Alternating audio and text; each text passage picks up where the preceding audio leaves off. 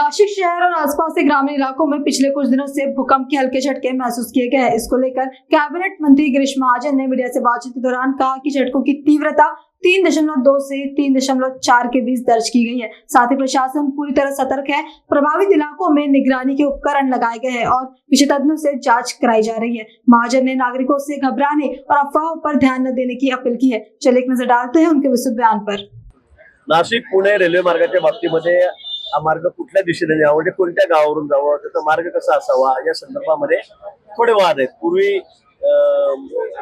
जो डीपीआर तयार झालेला होता तो थोडा बदलायचा प्रयत्न झालेला आहे, त्याच्यामध्ये तांत्रिक अडचणी आलेल्या आहेत आणि म्हणून हा मार्ग इकडून असावा का तिकडून असावा, कसा जावा या संदर्भामध्ये तिथे स्थानिक लोक आहेत, नागरिक आहेत, लोकप्रतिनिधी आहेत, त्यांची मागणी आहे आणि म्हणून माननीय मुख्यमंत्री महोदयांनी 7 दिवसांमध्ये सगळी याची चौकशी करून त्याचा तांत्रिक अहवाल मागितलेला आहे।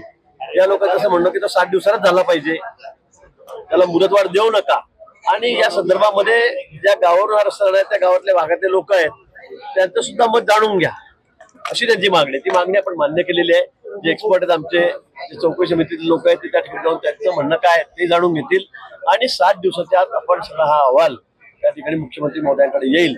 याला फार मुदतवाढ मिळणार नाही, फारच अडचण असेल, काही गोष्ट वेगळी 5-7-8 दिवस, पण मला असं वाटतं 7 दिवसाच्या आत सगळा हा अहवाल आम्ही या ठिकाणी चौकशी समितीचा मागू, त्याचा निर्णय होईल।